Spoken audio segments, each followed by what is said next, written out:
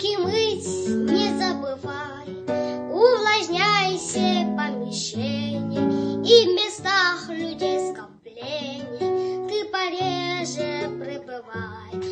Окна чаще открывай, одевайся потеплее и до самого апреля шапку лучше не снимай.